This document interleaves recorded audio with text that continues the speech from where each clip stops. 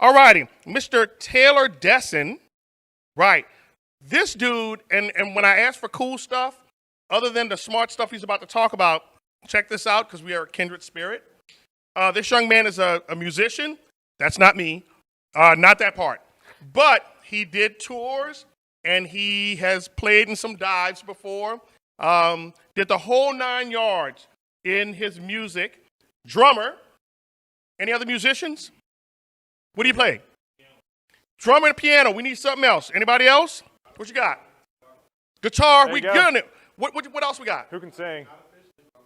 There you go. Okay, sing. Bro, we got a thing going. That's it. Everybody gonna grab this stuff tonight. we gonna get to the getting. There you go. And Gant gonna rap for us. Gant gonna rap for us. All righty. So this young man has done a whole bunch, right? And so a lot of his information comes from experience. And that's what he's going to talk to you about. So please, bang your hands together for Mr. Taylor Desseyn.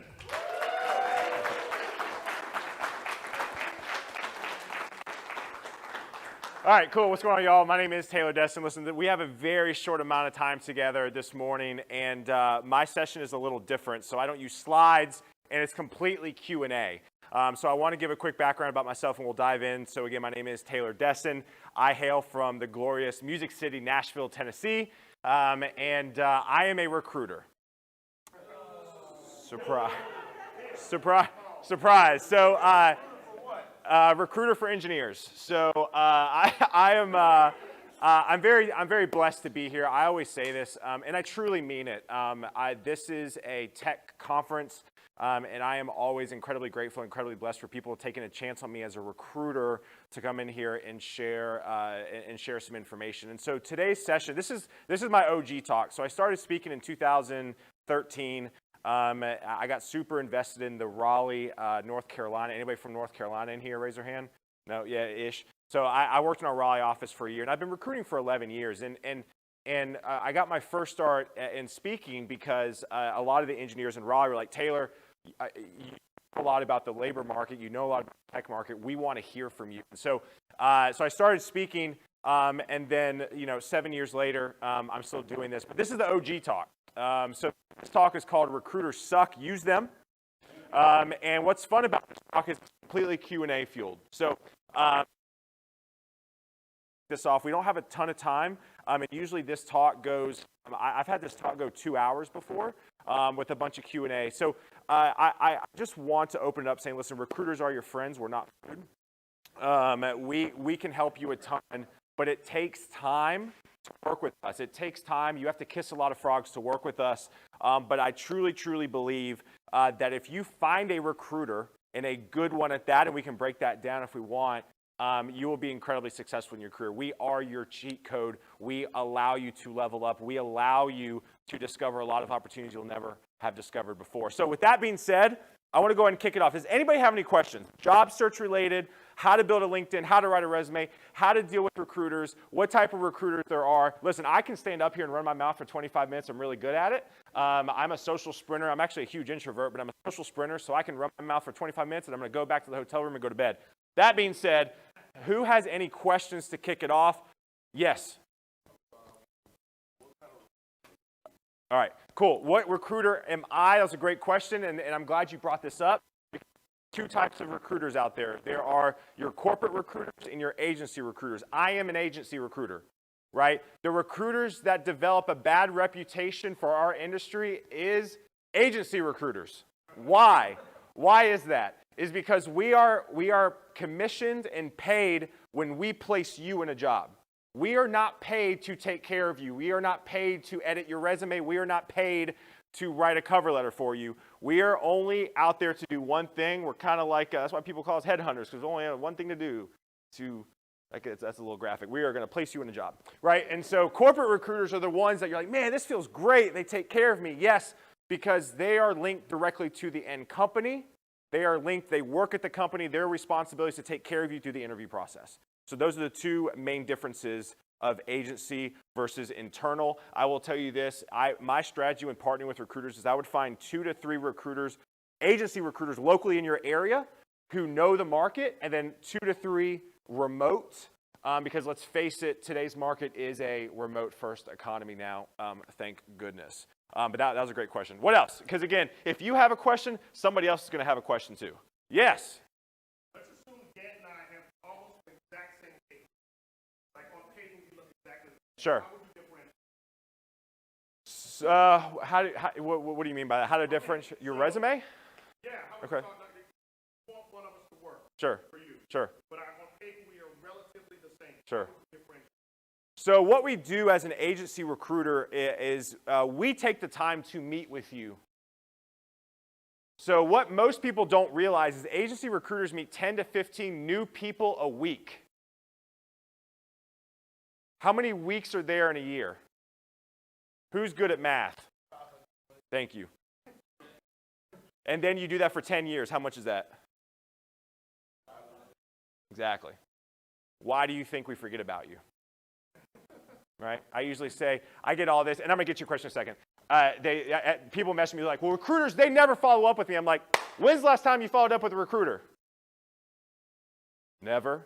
Come on, right? Yeah, seriously. And we'll get to that in a second. So to answer your question, what agency recruiters do is we take it upon ourselves, the good ones, to do a Zoom call. My team is responsible for finding the top engineering talent across the country for remote-first opportunities. What we do is we take pride in taking care and meeting a candidate, right? So I'm going to Zoom both of y'all, and then we're going to put y'all through a little bit of an interview, right? So we have a reference software we use, and no one calls anybody. It's completely it's just email generates a great piece of software, and then we also have a little bit of a technical assessment we do. So then after you go through the in-person, the video call with me to make sure you got 2 eyes and a mouth, make sure, you're relatively chill, right? You take our test, you take our references, then what we do is then we submit both of your profiles to the client. And we say, listen, Gant's great-ish, right? And we list the pros and cons. And then the client decides. So that's kind of how agency recruiters work. I know recruiters make you take tests. I get that. I know the companies make you take tests. Ain't no one got time for a 6-hour coding test. I was on a call yesterday with the CEO, co-founder out of Florida, and he goes, we're scrapping our 6-hour coding eval. And I said, that's probably a great idea because you're not going to get anyone to take that shit, right? So any other questions? What else? This is good. Already a great start. Yes?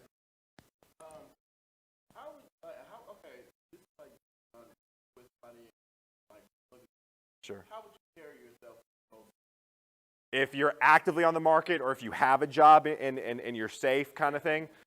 So this is another great, this is great. If you just keep asking questions, and I'll keep answering them. But basically, so the question is how do you conduct yourself in a job search if you have a job and you want to maybe look around? I've had a few DMs literally this morning from engineers across the country saying they're looking for a job passively. And then what do you do when you are actively looking, right? When you are laid off, when you got the laid off kind of conversation. So I want to address the laid off first conversation, right? Because let's be honest, right? Actually, let's just be totally vulnerable here for a second. Who in here has been laid off in the last year? Raise your hand. Exactly, right? It's been tough, right? And I try to come at the place, what my goal, and I do this through content, over the internet, so I please would love to connect with you all on LinkedIn or Twitter. But I've been at Vaco for 11 years.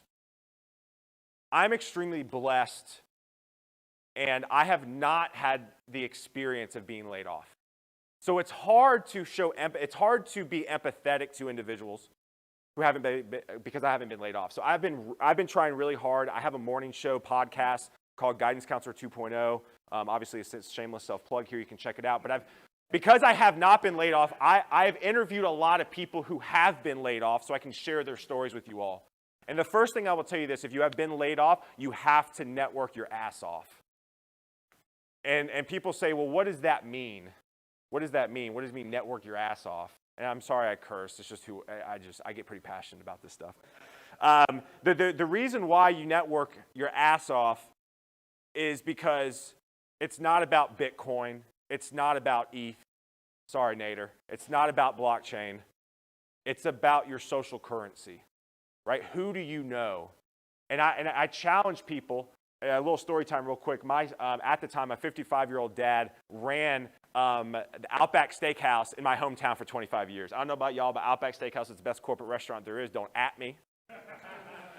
Chocolate Thunder from Down Under all day, but the Bloomin' Onion will make you sick if you eat too much of it. It's just too much horseradish. Anyways, all that being said, my dad left Outback after 25 years.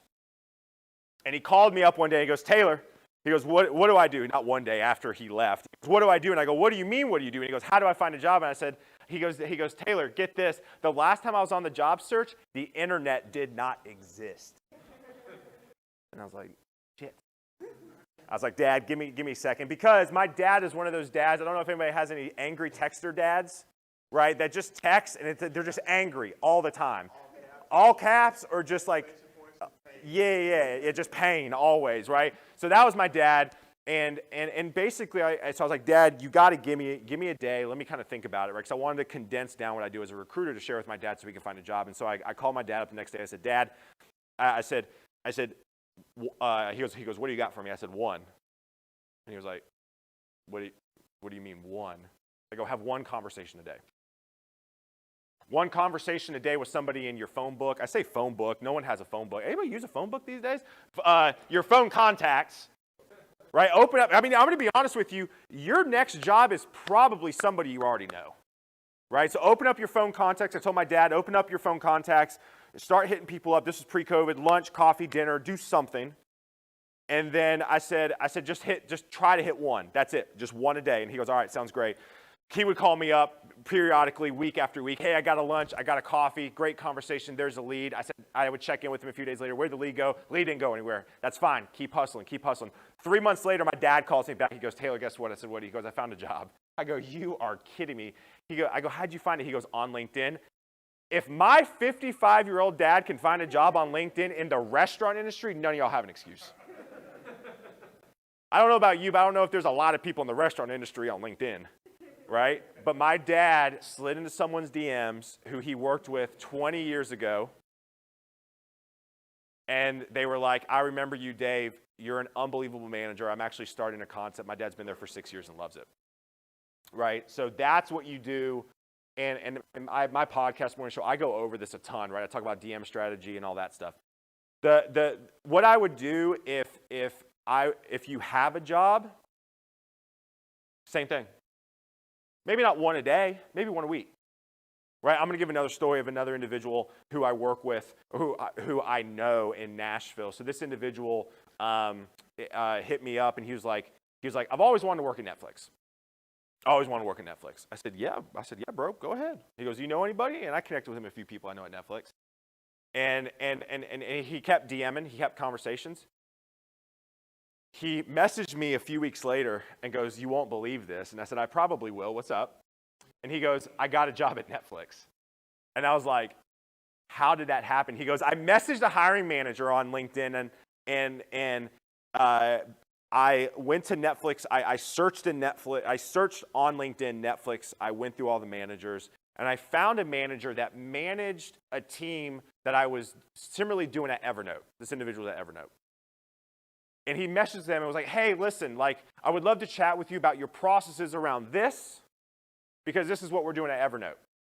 And the manager had a conversation, and of course, per Netflix, 10 interviews later, he got a job.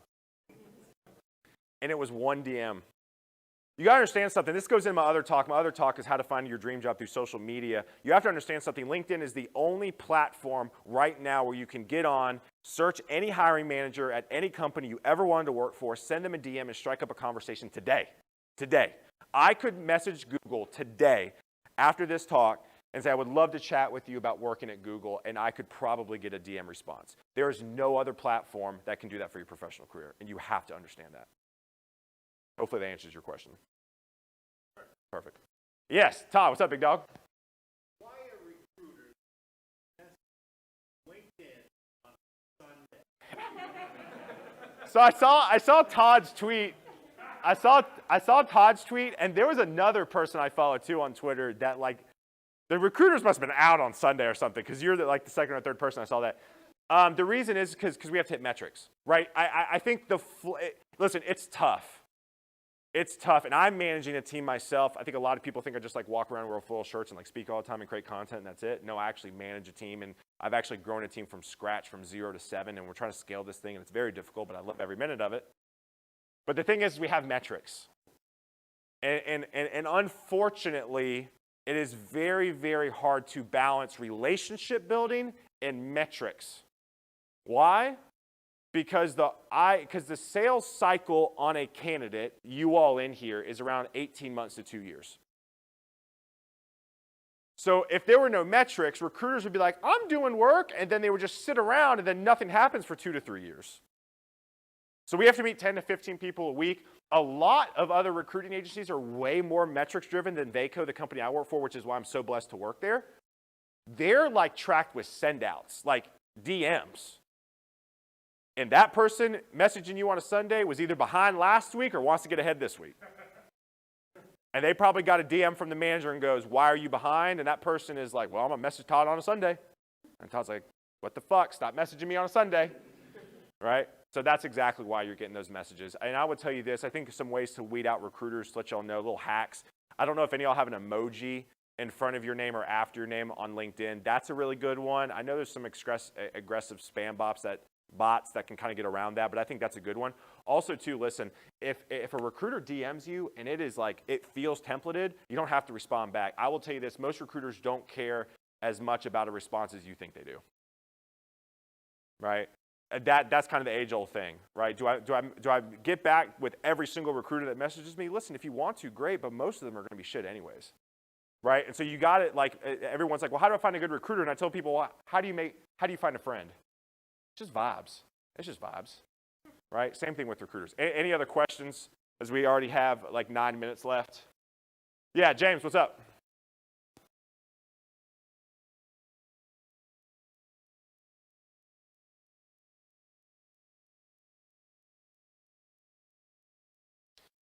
Yeah, this is tough. I mean, it's a tough thing to navigate. For those of you who did not hear the question, James is asking, hey, listen, as a developer getting into the industry, how do you basically establish your worth? What do you know? What is your worth? I'm gonna be honest with you. Becca's talk is incredibly important, especially for junior engineers, because I will tell you this: I have friends at Vaco that we share each other's salaries and compensation to make sure we're getting on the same page, right? That has to be more out in the open, right? I love the initiatives right now about salary transparency. I think it's incredibly important, especially from like a diversity inclusion, to make sure everybody's on the same page and moving forward together with an organization, which is a whole nother topic and conversation in and of itself. But you got to make friends. You got to have these communities, right? I will tell you this. I'm just going to say some salary, just points that I've seen in the market, just to let you know. Junior, and this is national. This is not Jackson, this is national, right? And Kayla actually invited me to come here and speak for this specific data point right here. If you're a junior developer in the tech community, you could probably come out making anywhere from 60 to 80K as a junior dev. If you're looking at a mid-level dev, you're probably, from a national perspective, anywhere in the 125 range. And again, these are very wide ranges I'm giving. Upper mid, lower seniors around 150. Upper mid, lower seniors gonna be 175. Staff's 200K up. So that's just to let you know, give some data endpoints for you all on that perspective. Do you have a question?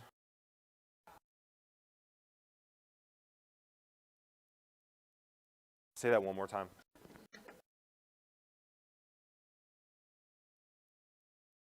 The most memorable honestly, a lot of them are in the room right now. I think a lot of the people in the room right now are incredible. I think the dev community is unbelievable. But I think what makes a job seeker memorable to myself is they're willing to do whatever I ask, right? Hey, listen, your resume kind of sucks. Can you please edit it? Yes, I will. Hey, we need you to take a test. I know, please just take it. I absolutely will. Hey, listen, I need references. Don't push back on me with that, right? The job seekers that show humility and are empathetic throughout the entire job search are the ones that succeed the best, right? Most companies right now can't get their first, can't get their second, sometimes can't even get their third choice right now, right? There's a lot of layoffs happening, but there's still demand. There's just more people in the market right now. right? So people getting snatched up. If you are kind and empathetic and thank you and yes ma'am and no sir and all that, kind of the whole Southern charm, right? If you can deploy that through the job search, you're going to be just fine. You're going to be just fine. What else? Yep.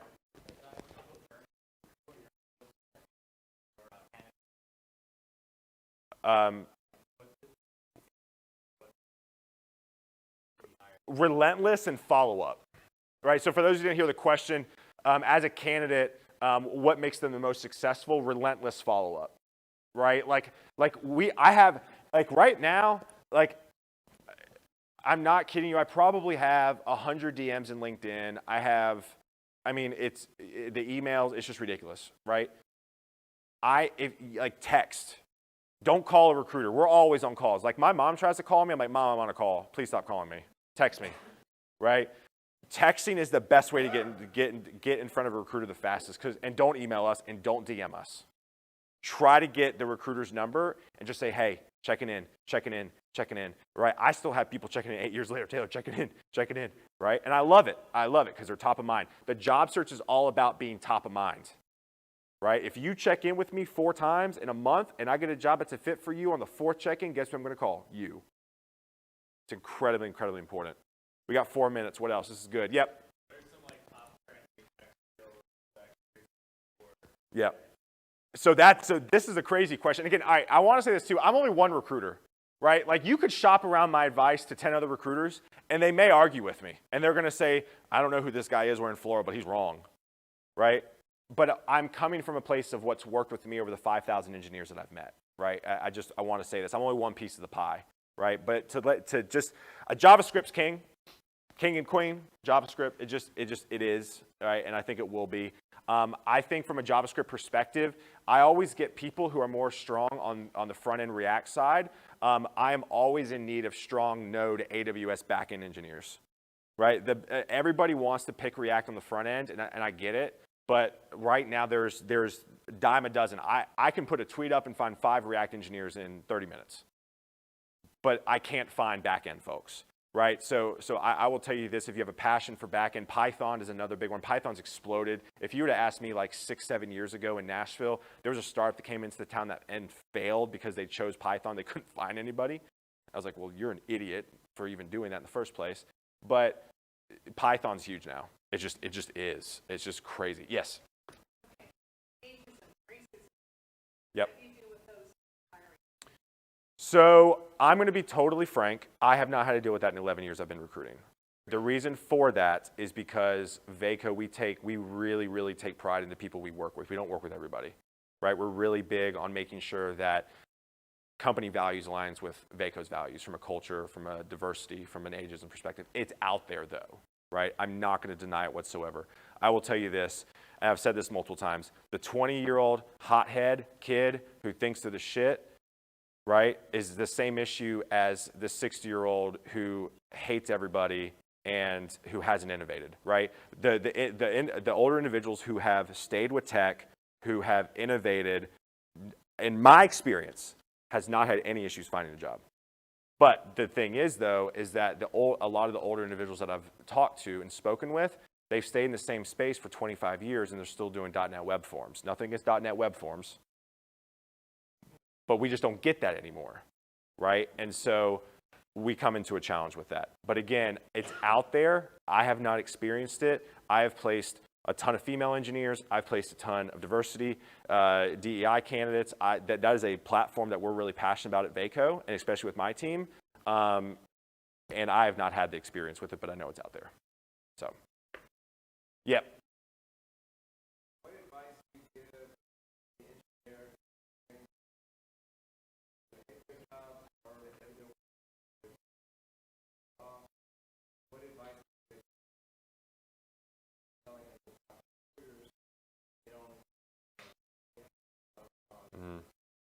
Yeah, and senior specifically?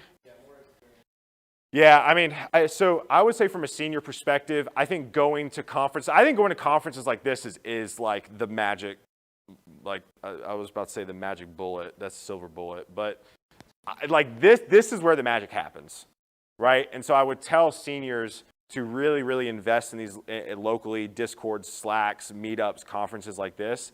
But I'll also tell seniors too, the nature of recruiters is we are offered more senior opportunities than juniors. That's just the way it is. People are always like, Taylor, why don't you recruit junior devs? Because a company can put up a junior dev posting and get 200. They don't need me for that, right? We're like the snipers. We got to go after the hard to finds, the seniors, right? So I would say if you're even more senior in your career, probably lean on recruiters even more because we have more opportunities for you. And then when it comes to, again, how to find recruiters, it's a whole nother conversation of itself, but we're pressed for time. I would say let them come to you for senior. I would say mark open to work on LinkedIn, get your LinkedIn updated, and then I will tell you this, you're going to be fine. Because recruiters search on LinkedIn. LinkedIn is the single most important platform. It needs to be updated. Actually, if you go to vaco.com/Taylor, I have how to write a resume in 30 minutes or how to write your LinkedIn in 30 minutes. LinkedIn is the only searchable platform for who to find you. If that makes sense. Like you can put your resume on Dice, but it's not as searchable, right? LinkedIn is where it's at. So if you're a senior engineer and your LinkedIn's updated, you're gonna have a ton of success, a ton of success. That was it, y'all. Yes, follow up. Yes. Last question. Yeah, for those who are not here, the most common mistakes on LinkedIn, and especially with resumes too, and I say this all the time, is fluff words. I literally I swear, if I see another great communicator I'm gonna beat you up. Not really. I'm gonna give you a hug and say stop. Yeah, great communicator. Well, what does that mean? What does that mean? What does that mean? I work well with others. Yeah, no shit. You've been having a job for 10 years, right? Like, stop it, right? So let me give you an example, right? Great communicator. Here's how to say this. I've helped lead 3 teams across multiple divisions within an organization, ranging up to 30 individuals across 2 continents, or 2, not continents, 2 countries, whatever, right? Give me specifics, right? It's so incredibly important. You know, great leader, right? Or leadership experience. Like what? What are you leading? Who are you leading? Tell me about it, right? So go resume, LinkedIn, fluff words. I will also tell you this last thing. LinkedIn, I don't need it to be your entire work history. I need it to be 3 or 4 bullet points per opportunity, keywords. Tell me what you do at a super high level. And that's it. I go to LinkedIn to see what you've done to call you, and then I ask for your resume on the back end, which should be more in depth, right? Your LinkedIn doesn't need to be like a wall of text. It needs to have enough keywords for recruiters to find you and enough information about what you've done so non-technical recruiters like myself can understand what you've done. Cool. All right, y'all. Listen, thank you so much. I appreciate it.